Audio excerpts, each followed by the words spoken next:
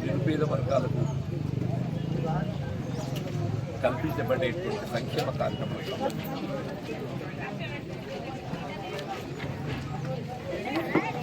వారి అర్హతకు అనుగుణంగా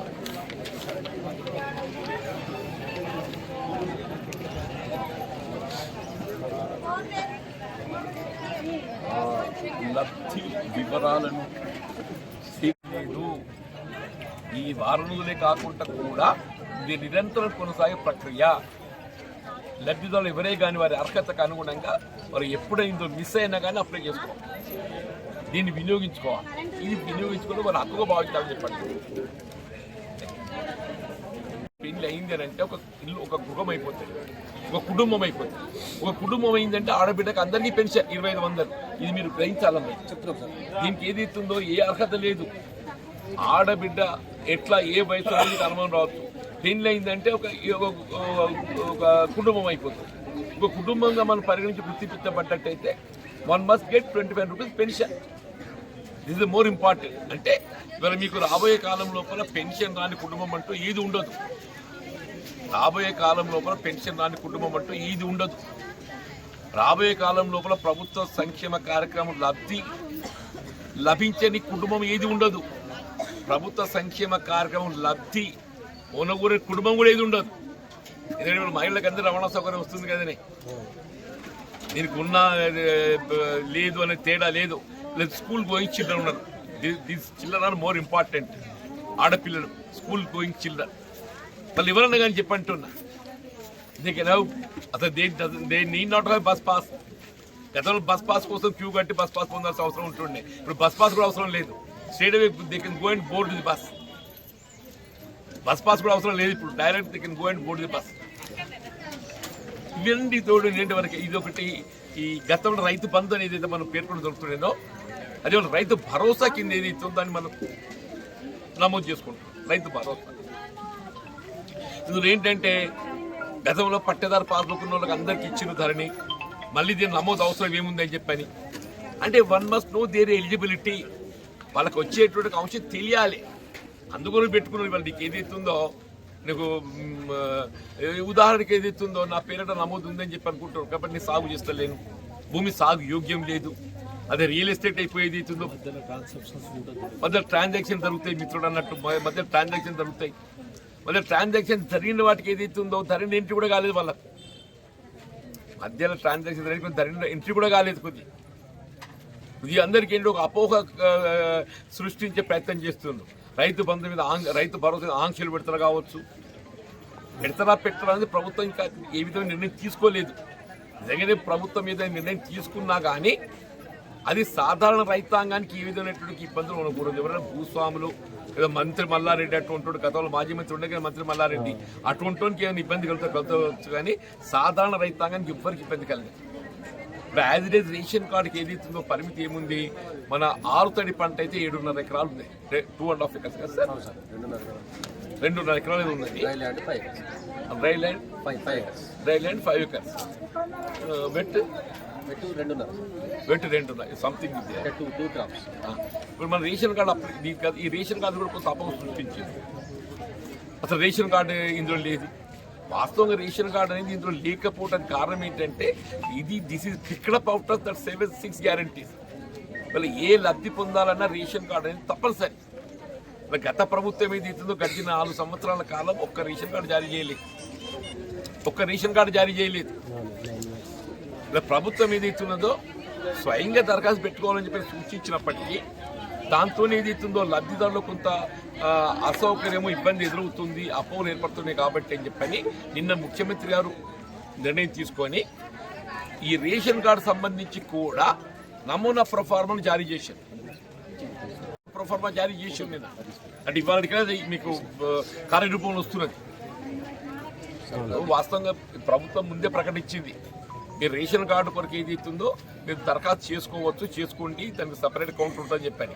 కానీ ఏంటంటే కొంత వాళ్ళ లోపల ఇచ్చే ప్రయత్నం చేసింది ఈ కొన్ని ప్రతిపక్షాలు. వాళ్ళకి ఏంటంటే ఈ కార్యక్రమాలు ఇన్ని ఒకేకే ఆరంభమై అమలు చేపట్టబోతున్న తరుణంలో వాళ్ళకి ఏం తోస్తలేదు. This is the new form of new ration card proforma. New ration card proforma.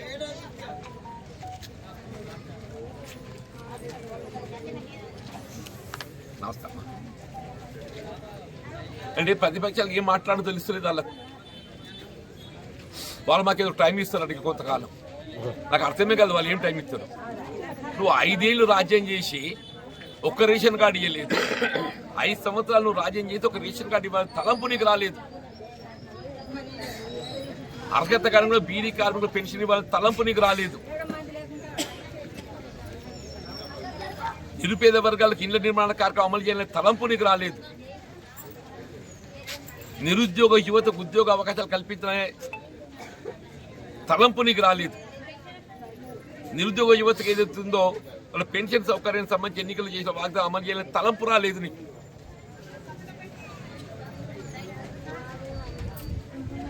అంటే మమ్మల్ని కూడా కాంగ్రెస్ కూడా నీలాగని అనుకుంటున్నావా? ప్రజలకు ఏదైతే మేము ఎన్నికల్లో పేర్కొనడం జరిగిందో వాస్తవంగా 5 సంవత్సరాల కాల పరిమితి ఉన్నది. కానీ మేము 5 సంవత్సరాల కాల పరిమితి కూడా వేచి చూడటం లేదు. మేము అధికారానికి వచ్చిన 100 రోజుల లోపలనే దీని కార్యరూపం ఇవ్వాలని తలంపుతో మేము ముందుకు పోతున్నాం. 100 రోజుల్లో దీని కార్యరూపం ఇవ్వాలని తలంపుతో మేము ముందుకు పోతున్నామని చెప్పండి.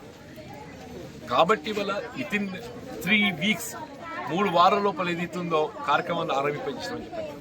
పెన్షన్ సంబంధించి ముఖ్యమైన అంశం చెప్పండి. ఇప్పుడు 2014 జూన్లో తెలంగాణ రాష్ట్రం ఏర్పడితే 2014 జూన్ కంటే ముందు గుర్తింపబడ్డటువంటి బీడీ కార్మికులకు మాత్రమే పెన్షన్ వస్తుంది.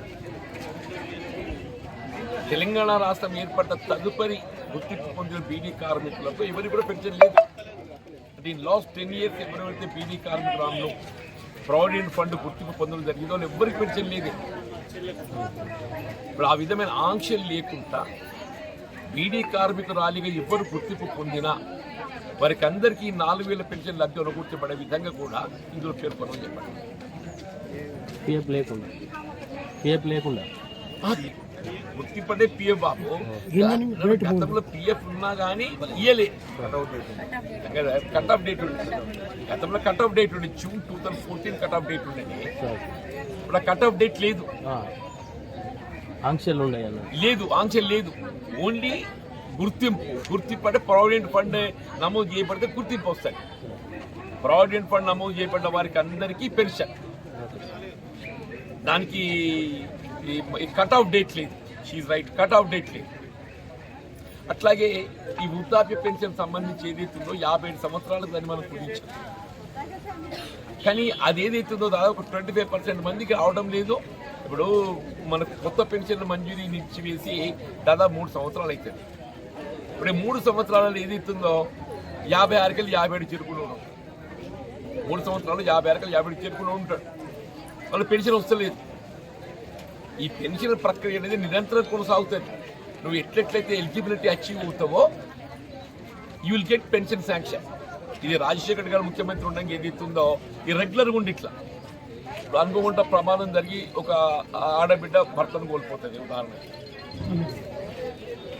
ఇమీడియట్ వాళ్ళకి అప్లై చేసుకునే అవకాశం ఉండాలి. ఇమీడియట్గా వాళ్ళకి ఏదైతుందో పెన్షన్ మంజూరు కావాలి. అది జరగడం లేదు గతంలో.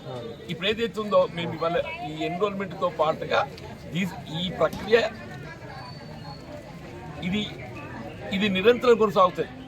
దయచేసి ఎవరు ఏ విధంగా అప్పగలు పెట్టుకోకూడదు. ఈ ప్రక్రియ కేవలం ప్రజాపాలనకే పరిమితం కాదు. ప్రజాపాలన అనేది ఏదైతుందో ఇంతలో నిలిచిపోయినటువంటి ఒక మంజూరీ ప్రక్రియను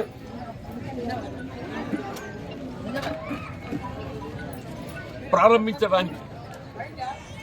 ఇది ఒక్కసారి ఏదైతుందో ఆరంభించబడ్డదనంటే this will continue forever. ఇవాళ మీరు ఈ 6 తారీఖు లోపల ఎవరైతే అప్లై చేసుకోలేకుంటుంటారో వాళ్ళు ఏదైతుందో సంబంధిత ఎంఆర్ఓ గారికి కార్యాలయంలో దరఖాస్తు చేసుకోవచ్చు. ఆ లబ్ధికి అనుగుణంగా ఇది నిరంతరం కొనసాగుతుంది.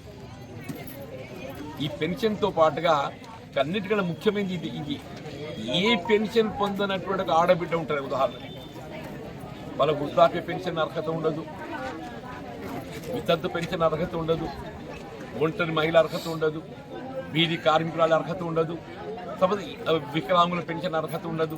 ఏ పెన్షన్ అర్హత లేకున్నప్పటికీ కూడా ఆడబిడ్డ వివాహిత అయిందంటే 2500 రూపాయల పెన్షన్.